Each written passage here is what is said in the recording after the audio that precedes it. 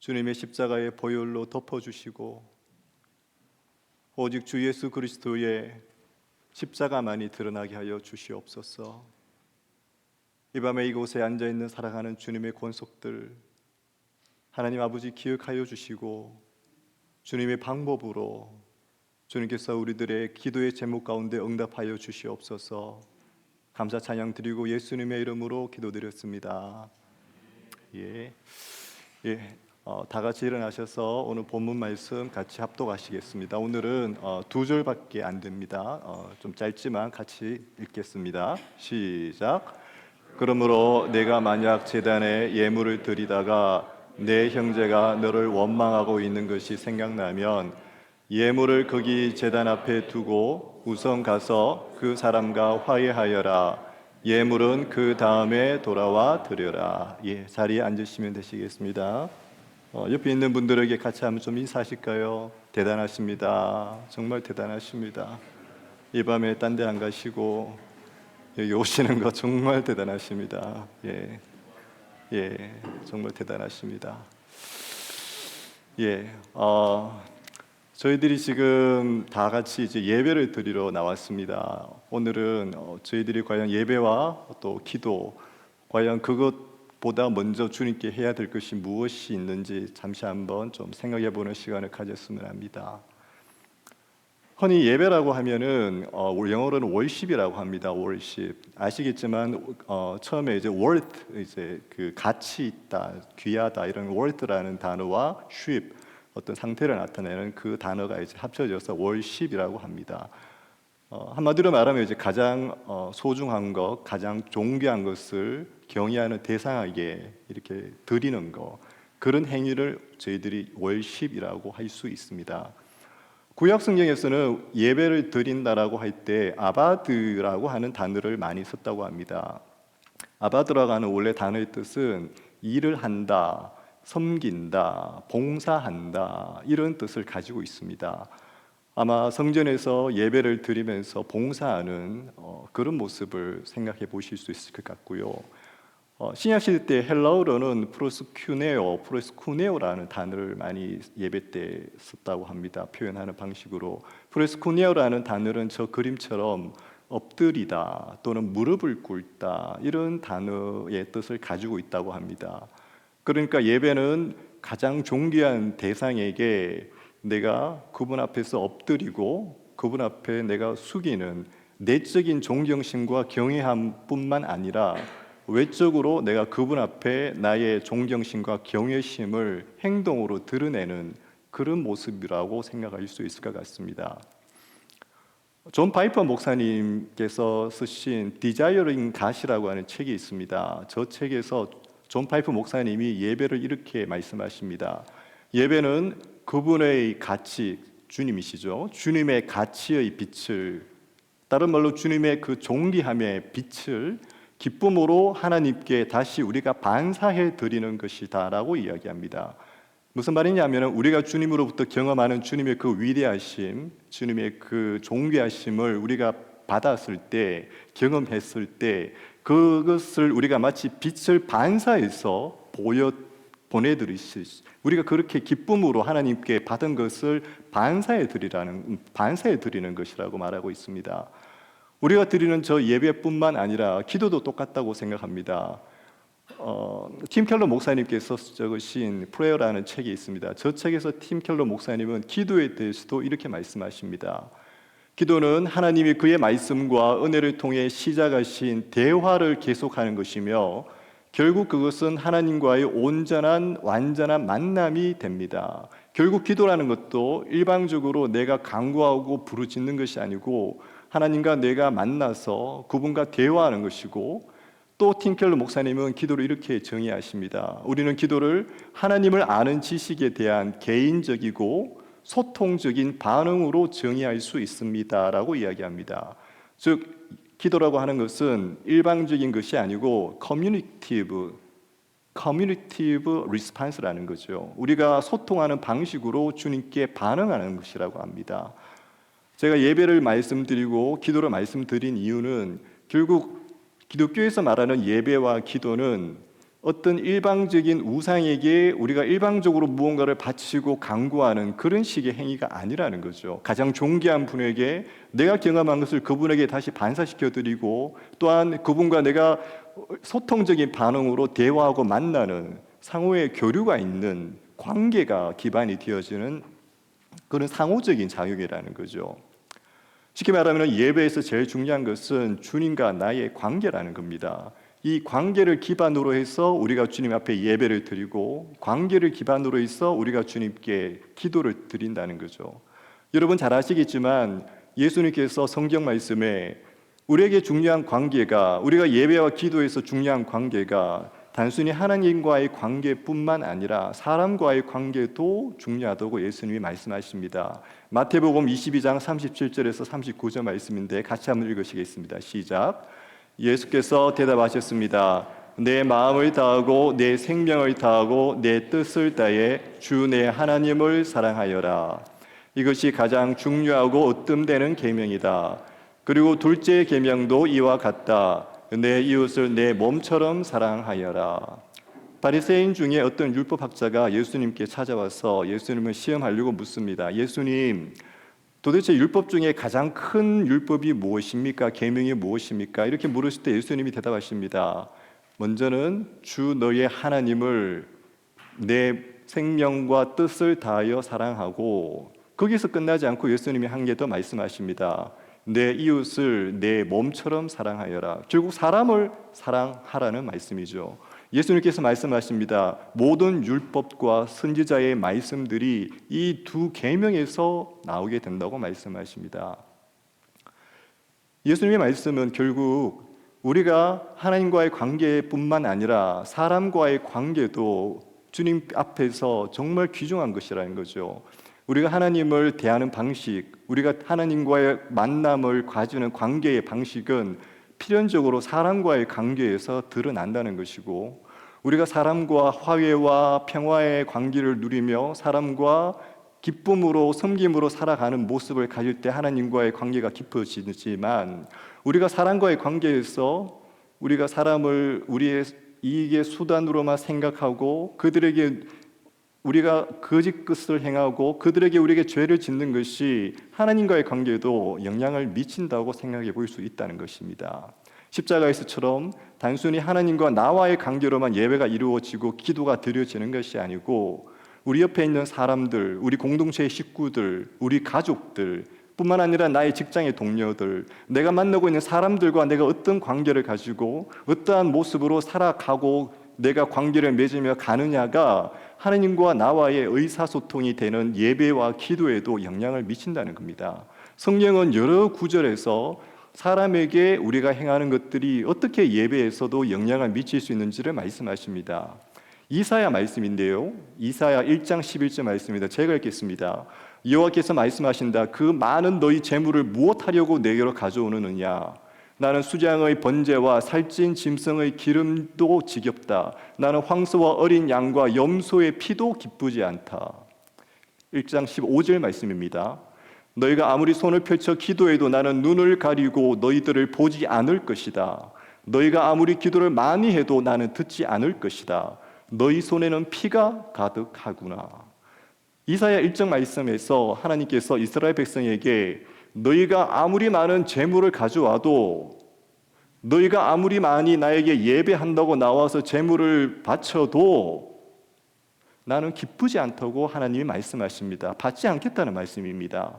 15절 말씀에도 하나님께서 너희가 아무리 많이 기도를 해도 너희 기도를 내가 들어주지 않겠다고 말씀하십니다. 그러면서 하나님께서 너희 손에는 피가 가득하구나 라고 말씀하십니다.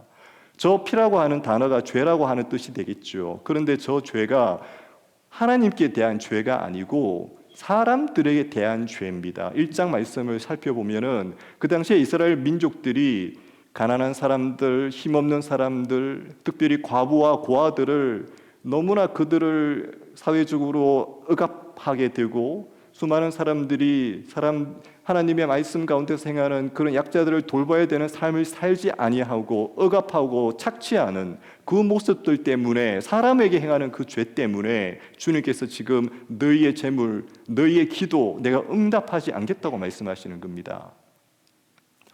이사야 58장 3절에 하나님께서 이렇게 말씀하십니다. 그들은 우리가 금식을 하는데 왜 주께서는 보시지 않습니까? 우리가 통회하며 괴로워하는데 왜 주께서는 모른 채 하십니까? 라고 말한다. 하나님이 말씀하십니다. 너희들이 금식하는데 내가 그걸 들어주겠느냐? 우리가 금식함으로 주님께 예배드리고 기도하면 당연히 주님께서 들어주셔야 되는 게 아닙니까? 라고 이스라엘 민족은 생각하는데 주님은 그게 아니라는 거예요.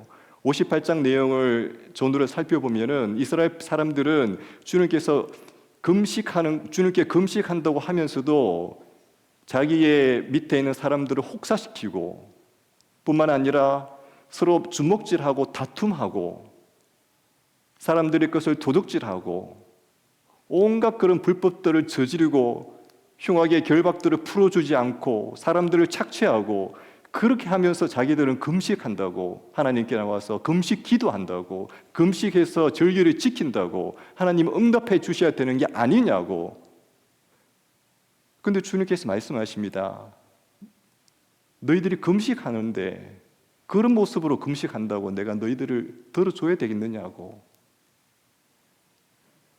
이사야 1장 말씀도 그렇고 58장의 말씀도 그렇고 우리가 주님 앞에서 사람과의 관계에서 사람과 우리가 소통하고 관계하고 사람과 지내면서 우리가 만들고 있는 그 많은 죄들, 그 많은 어려움들 때문에 우리가 하나님께로 나아가는데 저렇게 방해가 된다는 거죠.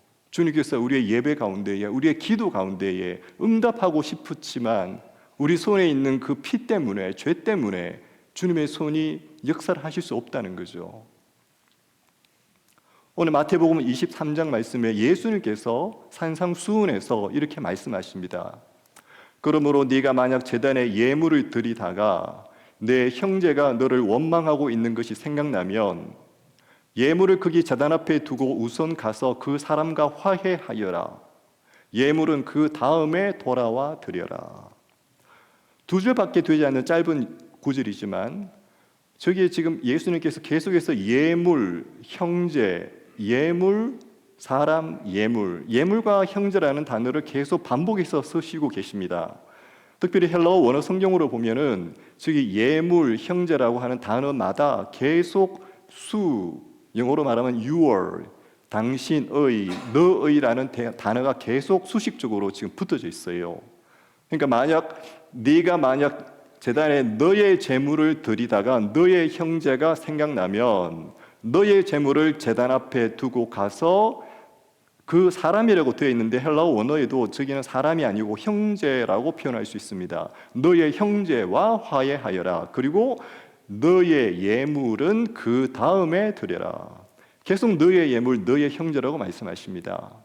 저는 이 말씀을 묵상하면서 마치 주님께서 우리에게 너희들이 드리고자 하는 그 예물, 너희들이 드리고자 하는 그 예배, 너희들이 드리고자 하는 그 기도, 그것만큼 의미 있는 것이 너희들의 형제라는 거죠. 특별히 어떤 주석가들은 저기에서 말씀하시는 형제, 저 단어가 교회 내에서의 믿음의 공동체의 식구만 의미한다고 말씀하시는 분도 있던 것 같습니다.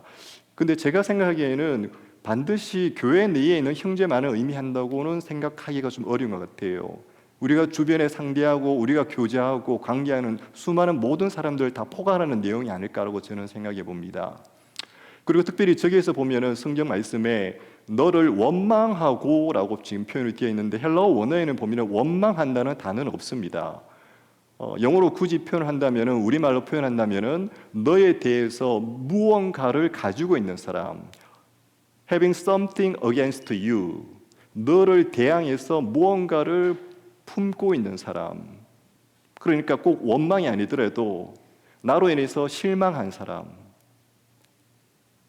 나로 인해서 섭섭한 사람,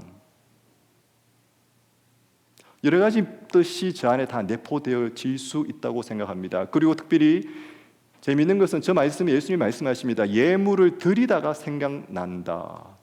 우리가 주님께 예배를 드리러 왔습니다. 우리가 주님께 기도를 드리러 왔습니다. 그런데 우리가 예배를 드리고 기도를 드리고 있는데 기도를 드리려고 하는데 생각이 나요. 어떤 사람이 생각이 나요. 왜 생각이 나겠습니까? 저는 말씀을 보면서 그런 생각이 듭니다. 어쩌면 주님께서 우리 가운데에 우리 심령을 두드리면서 지금 말씀하시는 것이 아닐까요? 예배와 기도 시간을 통하여 주님께서 우리에게 생각나게 하시는 것, 주님께서 우리 가운데에 깨닫게 하시고자 하시는 것이 아니겠습니까? 그리고 24절에 보면은 우선 화해하여라고 말씀하십니다.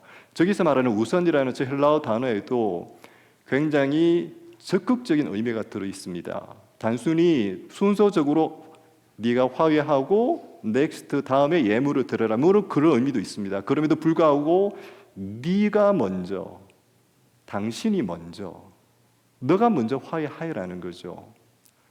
그리고 저 화해한다는 단어도 원래의 상태로 되돌린다는 뜻이에요. Make peace, 평화를 만들으라는 말이죠. 그리고 예수님께서 화해하여라고 하실 때 저 단어가 여러분 한글 성경에도 저렇게 나와 있지만 명령형입니다. 명령형. 먼저 화해하여라 해도 되고 안 해도 되는 게 아니고 화해하고 그 다음에 너의 예물을 드리고 너의 예배를 드리고 너의 제사를 드리라는 거죠. 히브리서 11장 24절에 이렇게 말씀하십니다. 모든 사람과 더불어 화평과 거룩함을 추구하십시오. 이것 없이는 아무도 주를 보지 못할 것입니다. 우리가 사람을 대하는 방식, 우리가 사람과 어떻게 관계를 맺고 우리가 옆에 있는 사람들에게 어떠한 모습으로 어떠한 삶으로 살아가고 그들과 관계를 맺느냐가 우리의 예배, 우리의 기도에 아주 필수적인 선제 조건이라는 거죠. 주님께서 그것이 얼마나 중요하였으면은 저 멀리에서 너희들이 가지고 온 그 짐승 주님의 제단 앞에 잡아서 드리기 전에 너희들이 그렇게 힘들게 가지고 온 그 재물 바치기 전에 그 자리에서 그거 놔두고 너희들이 생각나는 그 사람이 있으면은 먼저 가서 너의 죄를 회개하고 그들에게 용서를 구해라는 거죠. 물론 이 말씀을 곧이곧대로 듣는다는 게 참 쉽지는 않습니다. 저 말씀대로 했다가는 매주마다 여기 앉아서 우리가 과연 예배를 드릴 수 있을까요? 저 같으면 아마 매주마다 생각나서 매주마다 예배 못 드리러 올 것 같아요. 앉아있으면 생각나네, 또 가봐야지. 앉아있으면 우리 인생이 그런 거 아니겠습니까? 그럼에도 불구하고 이 산상수훈의 말씀을 통해서 예수님께서 말씀하시는 바가 우리가 주님 앞에 단순히 외적으로 드려지는 예배, 외적으로 우리가 드려지는 기도, 그거만큼 오히려 어쩌면 그거보다 먼저 더 중요한 것이 우리가 사람 앞에 우리의 잘못을 용서를 구하고 우리가 나의 잘못을 그들에게 고백하고 회복하는 것, 그것이 아닐까라고 예수님께서 말씀하시고 계신 거죠. I am sorry라고 저렇게 붙여놨지만 누구에게나 참 쉽지 않습니다. 내가 누군가에게 잘못한 것을 인정하고 그것을 내가 그에게 고백하고 그 잘못을 용서를 구한다는 거 쉽지 않죠. 우리의 자존심을 다 내려놓아야 되고, 설교를 준비하면서 그런 생각 해봤습니다. 누구는 뭐 이유가 없어서 그렇게 했겠습니까? 상대방이 그렇게 했으니까 내가 당연히 그렇게 할 수밖에 없었을 것이고, 상대가 그렇게 했으니까 나도 그렇게 당연히 했는 것이겠죠. 그런데 오늘 예수님께서 말씀하십니다. 네가 생각이 나면은 왜 그랬는지 따지지 말고 생각이 나면은 먼저 가서 화해하여라. 여러분 잘 아시겠지만 초대교회는 엄청난 핍박을 견뎠습니다. 예수님께서 승천하시고 313년에 콘스탄티누스 대황제가 밀라노에서 칙령을 발표하면서 기독교를 공식적으로 인정하기 전까지 그 긴 세월 동안 기독교는 정말 수많은 박해를 받았습니다. 저 그림처럼 원형 경기장에서 이유 없이 사자들의 밥이 되고, 저렇게 뒷배경처럼 밤에 불을 밝히는 가로등처럼 저렇게 매달려서 불에 타서 죽기도 하고, 저 당시에 초대교회 시대 때 예수를 믿는다는 것은 미친 짓이에요. 자신의 모든 것을 내려놓아야 되고, 어쩌면 자기 자신뿐만 아니라 자기 가족들의 목숨까지도 위태하게 만들 수 있는 종교가 바로 기독교에 있습니다. 근데 재밌는 것은 우리 생각에는 저렇게 위험하고 핍박받고 까딱잘못해서 지금 믿으면 모든 가문이 폐가 망신할 수 있는 그 종교인데도 로마 시대 때 로마 제국 내의 기독교 인구의 증가율을 보면은 우리 상상을 초월합니다. 특별히 저기 중간에 오른쪽에 250이라고 적혀 있는 250년이 보이십니까?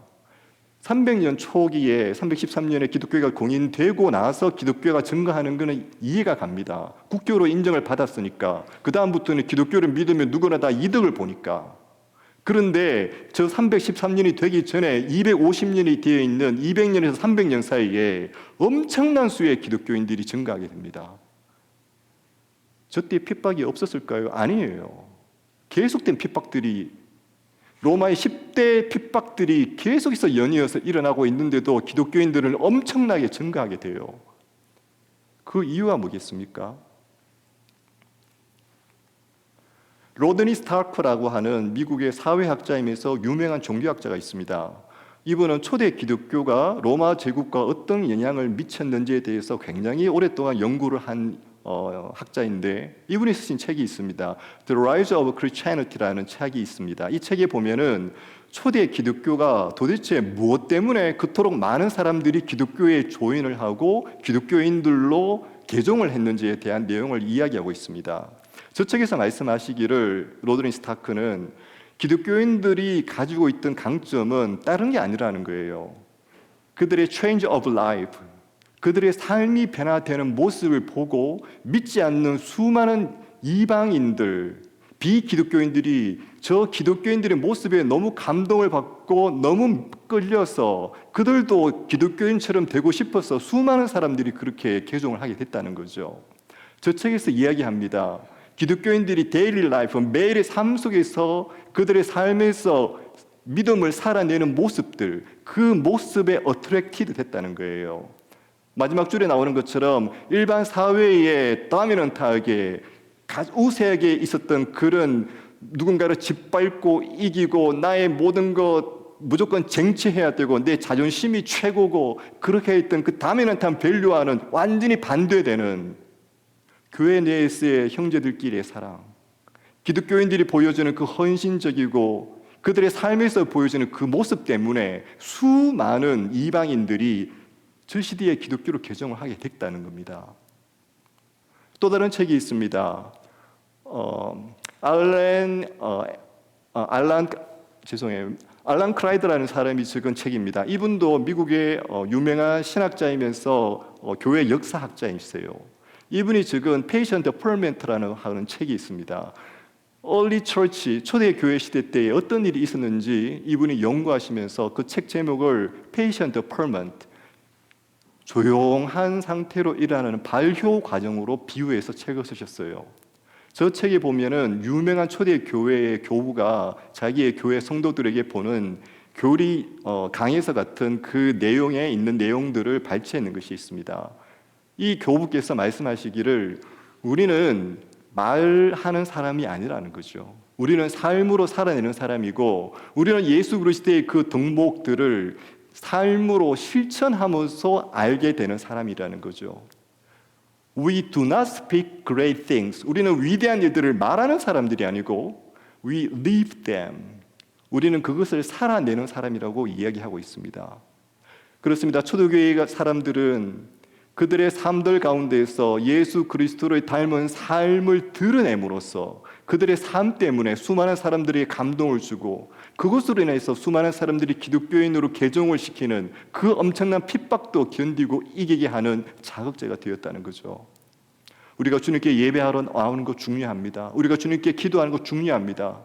그럼에도 불구하고 우리가 우리의 삶 속에서 우리의 사람들에게 어떠한 모습으로 관계를 하고 우리가 그들에게 우리의 자존심을 내려놓고 우리의 잘못을 인정하는 삶, 오늘 예수님께서 말씀하신 그 모습처럼 살아내는 거, 이것이야말로 정말 우리에게 중요하고 어쩌면 예배와 기도보다 먼저 앞서서 이것을 우리가 행해야 될 것이라고 예수님께서 말씀하시고 계십니다. 제 이야기를 잠깐 좀 드리도록 하겠습니다. 여러분 아시겠지만 저는 미혼모의 아들로 태어났습니다. 극심한 가난, 이거 말로 표현할 수 없는 거죠. 저는 어릴 적부터 속옷 한번 제 몸에 맞는 거 입어본 적이 없어요. 항상 어머니께서 새벽기도 갔다 오시면서 남들이 버려놓은 거, 특별히 이제 주변에 운동하는 학교가 있어서 그 운동부 학생들이 땀을 많이 흘리니까 속옷을 자주 버리잖아요. 그러면 그거 이제 어머니께서 주워 가지고 오시면은 그거 제가 입고, 저는 대학교 들어갈 때까지 제한테 맞는 속옷을 입어본 적이 없어요. 뿐만 아니라 저희 집은 달동네였기 때문에 저희 집에서 공용 화장실로 가려면 골목길을 누벼서 가야 되고, 비를 맞고 비 오는 날 그 달동네 화장실을 가면은 당연히 퍼세식이고 그 누군가 사람이 있으면 또 되돌아와야 했었어요. 아직도 기억나는 것은 제가 초등학교 때 저희 어릴 적에 오락실이 있잖아요, 그죠? 오락실에 50원짜리 하나 들고 가면 이제 오락을 한 판 할 수 있는데, 친구들은 보통 이제 동전을 이렇게 쌓아두고 50원 가지고 그 게임이 끝나면 또 50원 집어넣고 또 50원 집어넣고 그렇게 했었어요. 저는 이 50원짜리 하나를 만지작 거리면서 오락실을 거짓말 보태면 한 10바퀴는 돌았던 것 같아요. 50원짜리 하나밖에 없는데 이걸로 가장 오래 할 수 있는 게임기가 무엇일까? 그렇게 이루 말할 수 없는 가난, 그런 것 때문에 이제 원통함도 많이 생겼었죠. 그 모든 분노가 어디를 향했겠습니까? 저와 어머니를 버린 아버지였죠. 제 인생에 가장 큰 복수를 한다면 나는 우리 아버지한테 할 것이고, 우리 아버지 내가 얼굴은 제대로 못 봤지만 그 인간 만나기만 해봐라. 제 모든 청소년기는 그런 식으로 보냈었습니다. 근데 제가 재수를 하던 시절에 어떻게 집에 제가 밖에 있다가 전화를 했는데 어머님이 전화를 받으시면서 아버지가 집에 오셨다는 거예요.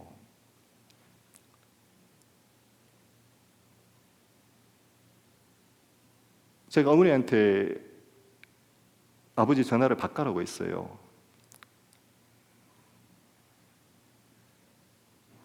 전화를 받으신 아버지한테 제가 시원하게 10원짜리를 팍 던졌어요. 무슨 말씀인지 이해 가시죠? 네, 너무 걸어가셔가지고 지금 이해를 못 하시는데 제가 막 욕을 했어요. 그리고 제가 한마디 더 붙였어요. 당신 그 자리에 있어라. 내가 지금 당신 찾아가서 당신 내가 죽이겠다. 그리고 그날 제 생애 처음으로 이제 술을 마셨어요. 그전까지 저는 술을 입을 대 본 적이 없었어요. 친구랑 그 영남대학이라고 하는 그 대학 잔디밭에 가서 또 교회 친구들이 문제예요. 교회 친구 불러가지고 소주에 맥주에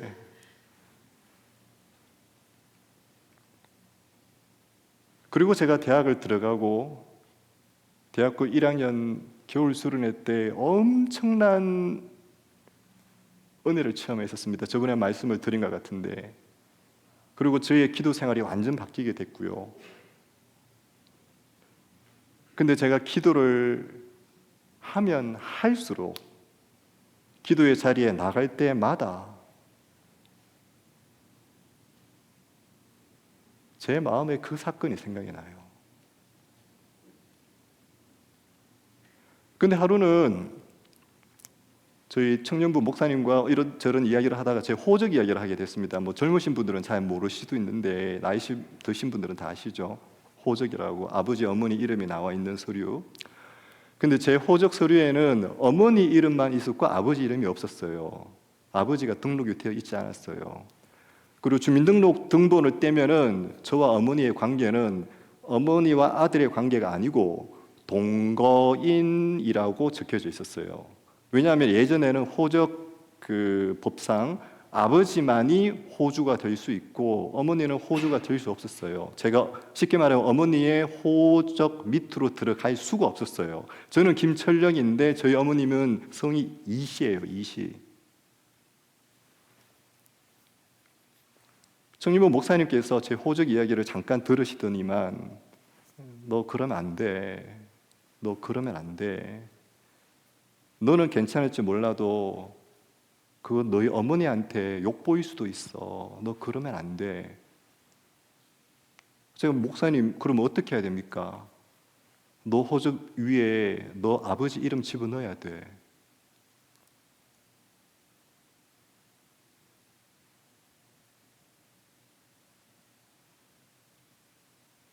저는 아버지 주소도 몰라요.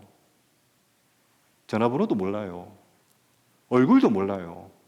전화로 욕 한 번 했는 것밖에 없어요. 근데 아버지를 호적에 넣으려면 아버지한테 도장을 받아야 돼요. 어디에 사는지도 몰라요. 대한민국 어디에 있는지도 몰라요. 엄마도 몰라요. 이름 석자 알아요. 저희 어머니보다 나이가 20살 정도 많다는 것밖에 몰랐어요. 제가 기도를 합니다. 하나님, 제가 아버지한테 잘못했는 거는 잘못했는 건데요. 제가 아버지 찾아가서 잘못했다고 이야기를 해야 할 필요는 없는 거 아닌가요? 그런데 왜 호적 때문에 아버지를 만나라고 이야기하십니까? 제 마음이 어떤 마음이 들었냐 하면은 기도할 때마다 계속 너무 생각이 나니 그래, 한번 찾는 신용은 해보자. 내가 연락 안 되는 아버지 한번 찾는 신용은 해보자. 신용해보고 못 찾으면 하나님, 나 여기까지 했어요. 이제 기도할 때 이런 거 내 마음에 생각이 나도 양심의 가책이 없게 만들자. 제가 그래서 한번 시도를 해봤어요. 아버지 이름 석자 알고 우리 엄마보다 20살 정도 많으시고 이름도 모르고 주소도 모르는데 제가 7살 때 저희 엄마랑 함께 아버지를 서울의 청량리역 근처에서 만났던 기억이 있었어요. 지금 생각해도 저도 참 미쳤죠. 아무런 정보 없이 그냥 서울로 제가 올라갔어요. 말도 안 되죠, 그죠? 마치 서울에 정말 저의 친형님처럼 저를 돌봐주셨던, 지금도 돌봐주고 계신 한의사 형님이 한 분 계십니다. 그분이 거기 경희대 한의대학을 그 당시에 다니고 계셨는데 그 형 자취하는 곳이 그 청량리역 근처에 있어요. 회기역이라고. 저는 서울 지리를 잘 모르는데 그쪽이죠, 그죠? 제가 그 형 자취방에 찾아갔었어요. 형, 내가 이런 일로 찾아왔어.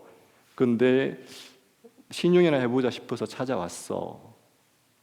형도 뭐 답이 없죠. 아버지 이름 석자 알고 엄마보다 20살 정도 많다는 것 정보밖에는 모르는데 서울에 그 천만 명 가까이 되는 사람들 사는데 어떻게 찾아요?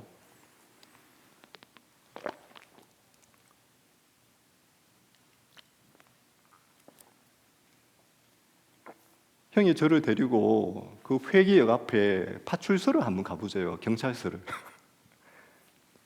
경찰서에 가면 혹시 뭔가 이 실마리가 나올 수 있지 않겠냐고.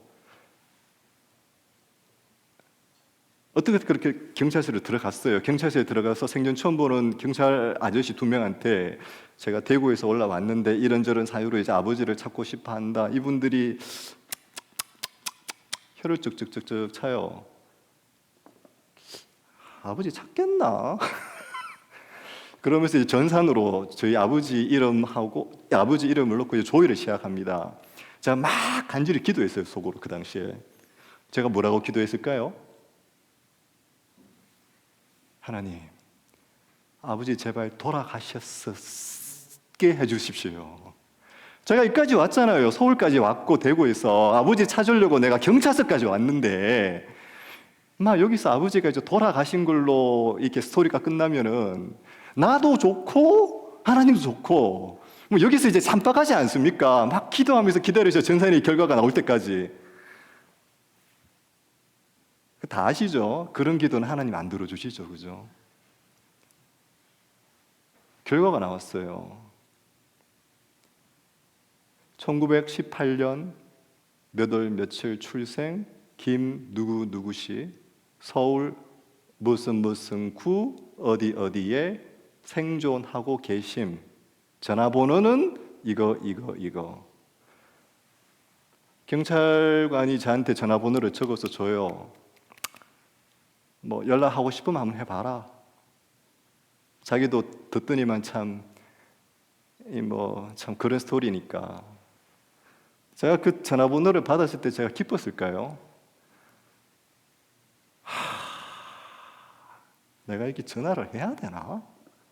서울까지 올라가서 그 난리를 쳤는데 기적처럼 전화번호를 제가 손에 입수했는데 내가 연락을 해야 되나? 또 기도를 합니다. 생각이 나요. 기도할 때 생각나는 거 정말 무서워요, 여러분. 생각이 나요. 다른 기도를 할 수가 없어요. 제가 대구에 내려와서 저희 학교 앞에 공중전화 부스에서 아직도 기억이 납니다. 수업 다 마치고 저녁 7시쯤에 저녁을 먹고 생전 처음 보는 서울에 전화를 했습니다. 맨 처음에 어떤 여자분이 받으세요. 제가 바로 끊었죠. 다시 두 번째 몇 분 후에 제가 전화를 했어요. 어떤 할아버지가 전화를 받으세요.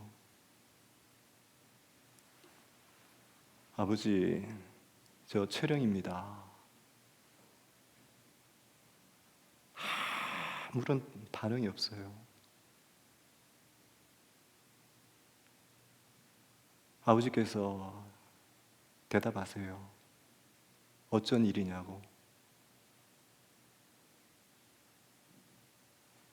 제가 몇 년 전에 아버지한테 그렇게 욕하고 죽이겠다고 했는 거 너무 미안해서, 그리고 어머니 제 호적에 아버지 이름 같이 넣고 싶어서 제가 한번 만나 뵈어야 되겠다고. 그리고 여차저차해서 제가 서울로 올라갔어요. 말씀드린 대로 저는 저희 아버지 얼굴을 모릅니다. 서울역에 제가 내렸어요. 그 넓은 서울역에 얼마나 사람들이 많습니까? 오고 가는. 대구 촌놈이 거기 서울역에 혼자 내렸는데 대학교 2학년이. 누가 누군지 모르죠. 그런데 참 신기하더라고요. 서울역 그 중앙 홀에 어떤 할아버지가 꼿꼿하게 두리번 서 계시는데 한눈에 제가 알아보겠더라고요. 저랑 똑같이 생겼어요. 저는 처음 봤어요. 저랑 똑같이 생긴 사람을 태어나서 아버지를 본 적이 없었기 때문에. 제 나이 21살인가요? 22살 때. 정말 찾아가기 싫었어요. 그 몇십 미터. 아버지는 저를 지금 모르고 있었어요. 까딱 잘못하면 제가 그냥 바로 대구로 내려오는 기차 타고 되돌아와도 되는 자리였었어요.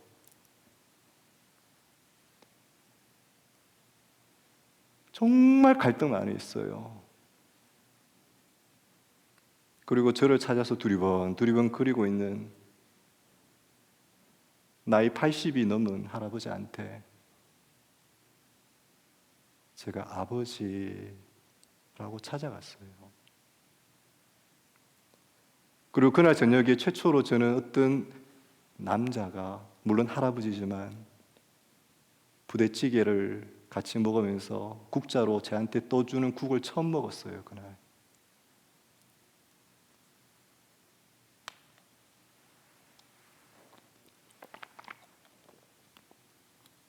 그리고 제가 아버지한테 아버지 미안합니다. 저희 아버지는 평생을 교회를 다니지 않으셨습니다. 그런데 아버지가 저를 만나기 몇 년 전부터 교회를 다녔대요. 그리고 교회 집사래요. 그리고 교회 친구를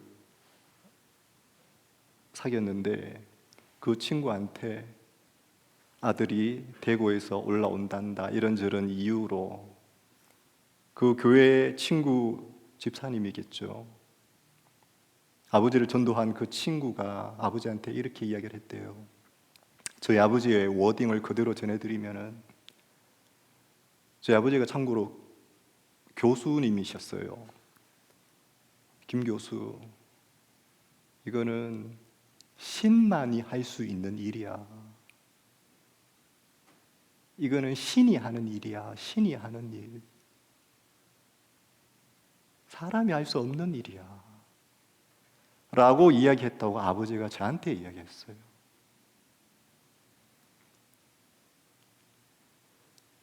그리고 제 호적에 저희 아버지 이름을 올리게 되었고,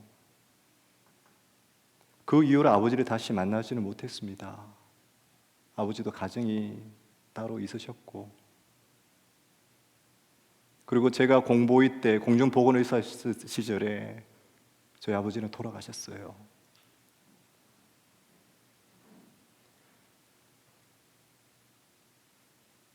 살아온 생각을 해보면은 제가 왜 아버지한테 미안하다고 해야 되겠습니까?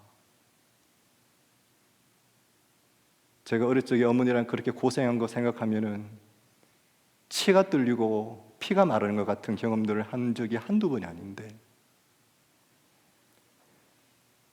근데 제가 대학교 1학년 때 그 놀라운 수련회의 경험을 싹 경험하고, 제가 기도의 자리에 나갈 때마다 제 마음에 풀리지 않는, 마치 제가 해놓아야 되는데 해놓지 못해서 할 때마다 생각나는 숙제처럼 내가 아버지한테 욕하고 죽이겠다고 했던 거 떠나가지 않았어요. 그리고 비록 한 번밖에 만나지는 못했지만 그 한 번의 만남을 통해서 저는 부족하지만 제가 예수를 믿는 사람으로서 내 평생 예수의 그림자라도 밟아 보일 수 있는 사람으로 내가 한번 살아보겠다는 시도를 했다고 저는 생각해요.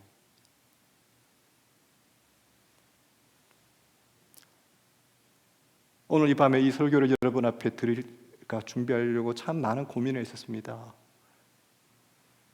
저희 가족들도 저기 뒤에 앉아 있는데 제가 지금 살고 있는 모습이 이 설교를 할 수 있을 자격이 되나? 그럼에도 불구하고 제가 여러분들에게 이 말씀을 나누는 것은 우리 구주 예수 그리스도께서 2000년 전에 우리에게 주신 말씀이기 때문입니다. 제가 여러분에게 기도 많이 하고 예배 열심히 참석하고 헌금 많이 하면은 주님이 복 주시고 여러분들 대대손손 모든 것 다 풀어주신다고 설교하고 싶어요. 그럼에도 불구하고 제가 알고 있고 제가 성경을 통해서 만나고 있는 그리스도는 그런 분이 아니더라고요. 예배는 관계이고 기도도 관계이고, 그 관계는 하나님과 나의 관계뿐만 아니라 내가 옆에 있는 사람에게, 나의 사람에게 어떻게 우리의 관계를 하고 그들에게 어떻게 우리의 모습을 살아가느냐라는 거죠. 오늘 밤에 함께 기도하기를 원하는데, 혹시나 여러분들 가운데에 마음의 짐처럼 내가 그분을 생각하면은 여전히 마음이 무거워지고 힘드신 분들이 있습니까? 우리가 모두 다 찾아가서 내가 잘못하고 내가 실수했나라고 고백할 수 있으면 좋겠지만, 그게 아니더라도 주님 앞에서라도 주님, 내가 그때 참 어리석었습니다. 주님, 내가 그때 참 몰랐습니다. 주님, 내가 직접 찾아가서 용서를 구하고 내가 찾아가서 사죄하고 싶지만 이제 시간이 너무 많이 흘러서, 또는 우리의 거리가 너무 멀어져서 이제는 그런 것도 할 수 없는 것 같습니다. 주님, 그럼에도 불구하고 주여, 나의 죄를 용서하여 주시고 그 상대방의 아픈 마음 나는 풀어줄 수 없지만 주님 풀어주십시오. 그것이 바로 초대교회 성도들이 살았던 삶이고, 그것이 바로 우리의 신앙의 선조들이 살았던 삶입니다. 이 밤에 우리가 그 다짐을 하며 함께 찬양하며 기도하기를 원합니다.